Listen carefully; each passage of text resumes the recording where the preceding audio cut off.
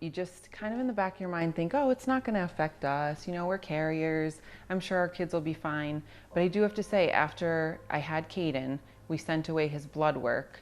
When I got that piece of paper in the mail, my heart stopped. I felt like opening that paperwork was kind of like the longest few seconds of my life. And I remember ripping it open, and all you're looking for is two letters, two little letters. And we just decided to follow the bilirubin because he still was very yellow and very jaundiced looking. And we went to see him, and he said, there's this one test. It's a genetic disorder. And I'm sure he doesn't have it, but let's go ahead and run it.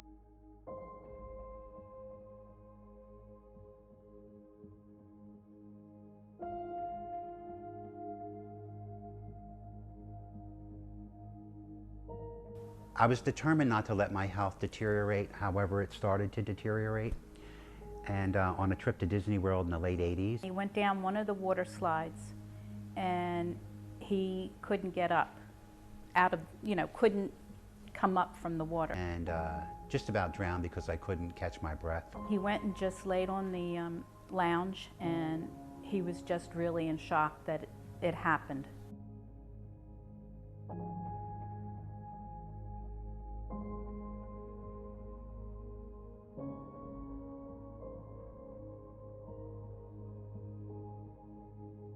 So Freddie and I were both symptomatic at 35. We kept getting lung infections. We had a couple hospitalizations and pneumonias over a 5-year period. And Fred's wife and Freddie were vigilant about finding out why. Why do we keep getting sick? And a physician listened to them, looked at our family history, saw lung disease, early onset emphysema, early death. And so Freddie calls me. He said, I've got good news and bad news. And the good news was we knew what we had. The bad news was it's what Mom died of when she was 46.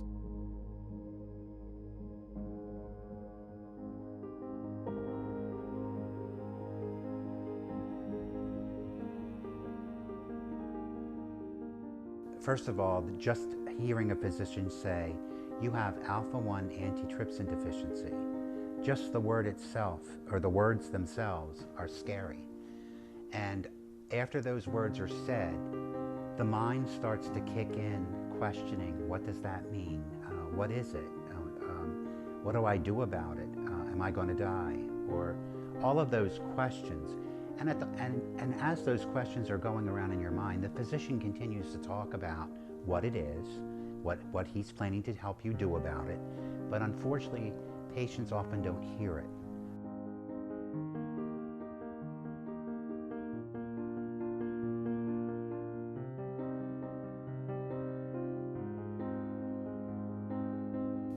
It wasn't until the NIH in 1994 told us that the longitudinal study was ending and that if we wanted more research done on Alpha-1, they weren't going to be able to fund any more research.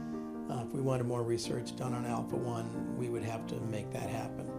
And that's when we decided that what we needed was a research foundation that was focused on curing Alpha-1. When the kids were diagnosed, I instantly started writing letters to friends, family, anyone I could think of to raise funds. But because we knew how much drug development, research and development of a drug costs, that's why we're like, oh my gosh, we gotta fundraise, we gotta do everything we can.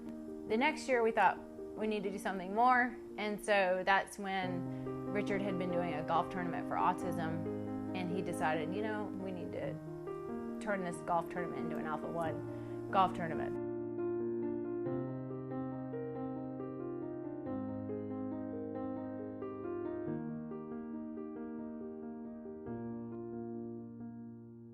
We had found a pediatrician that knew a little bit about Alpha-1.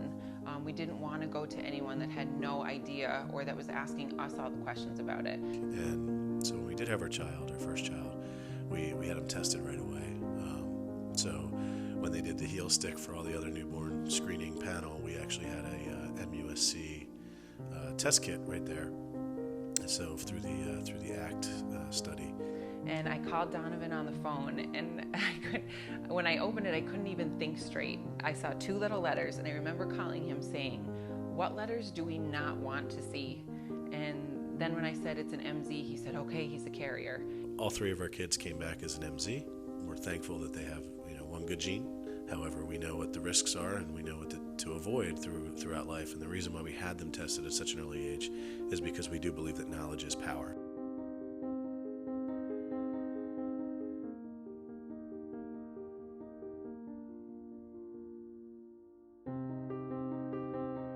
Diane and Linda and I moved to Miami.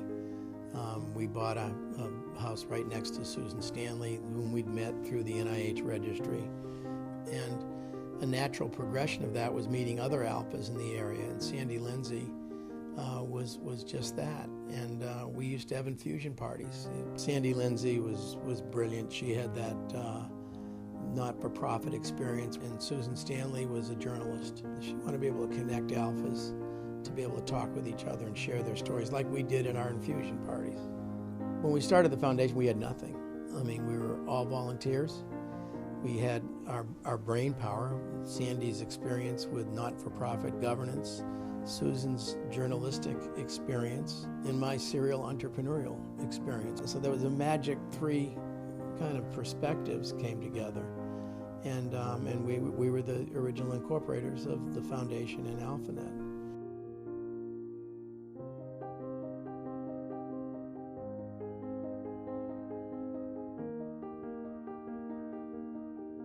And it was at that time I knew that I needed to take the next step in my health care. And I visited a pulmonologist who suggested at that time that I start augmentation therapy. Unfortunately, every time I got an exacerbation, I would lose a little bit more lung function. When I was put on the transplant list, I was taking in my oxygen equipment every day. I was around young children as an elementary principal. I was really putting myself at risk in that situation. I did not want Jim to go and get a transplant. But when the call came 2 weeks before my son's wedding, I was a nervous wreck, not knowing if my husband would be there or if I was going to be making funeral arrangements and wedding arrangements. I was very, very scared. When I got the call and they said, "Mr. Quill, we have lungs for you," I said, "Oh, that's great, as long as you can get me out of the hospital in time for my son's wedding." But I was determined, and it actually gave me a goal. So I went in for my transplant. The procedure went well, my recovery went well, and I was out of the hospital on a Monday. And my son got married that Friday. We were up dancing 2 weeks later at my son's wedding. We hadn't danced in, I'd say, 10 years.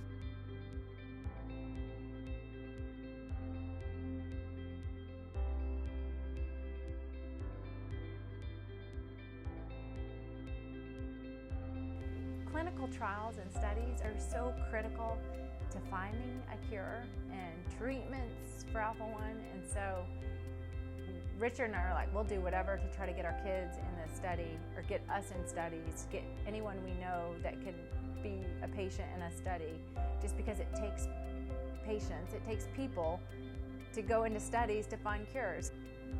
After the transplant, I did a lot of soul searching, such as how will I go back and risk this transplant with a compromised immune system, being around very young children in a school setting. After a lot of soul searching, I applied to AlphaNet, and I was able to work for AlphaNet, and it probably was one of the most rewarding and excellent experiences I could have ever had, to be able to work with other alphas, to be in a community of people like me, to be able to share my story, to let them know I understand what it's like to be an alpha, and to go through those daily trials and tribulations that alphas go through.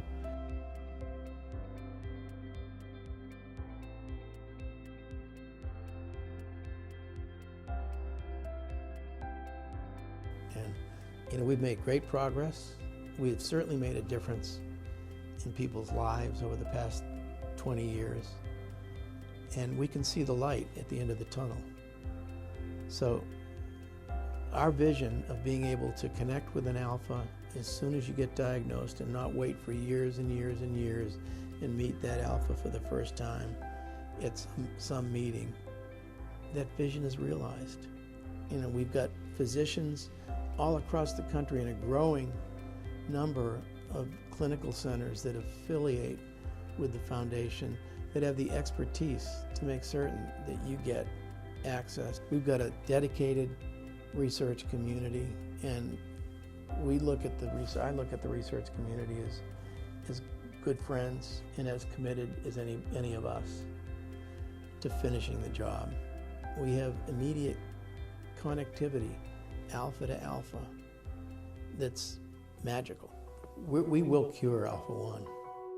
Sometimes the light inside our hearts is fading, and all the walls that held us up come crumbling down. Sometimes our will to just go on is breaking, and we can't see anything but now. Our strengths run out. But don't give up, even when your heart is torn, even when the waves are strong. For it's only through the night that dawn can come. A seed may fall and break, but to new life it awakes. This fight is worth the wait. So when all around is falling, we overcome the end with one more step, with one more breath, and always we begin again. We begin again, always. We begin again, always. We begin again. Sometimes it seems that all we love we're losing, and that ship that carried all our dreams has set its sails. Sometimes the days will feel like night, we're not moving. Is this real? Can I feel anymore? Is it me? Is it something I can't see?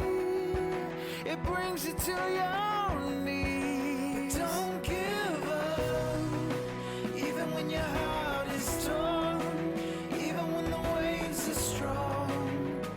For it's only through the night that dawn can come.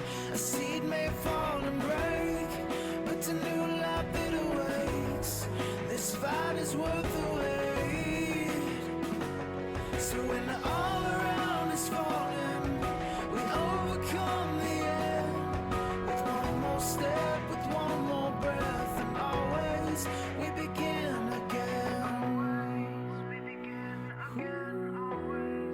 We begin again, always. We begin again. Oh, so begin again, yeah.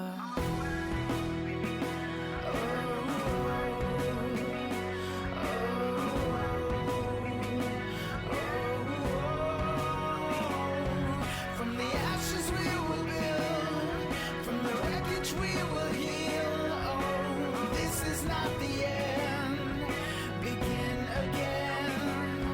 There's beauty in the pain, holding out for another day. Oh, this is not the end. Begin again.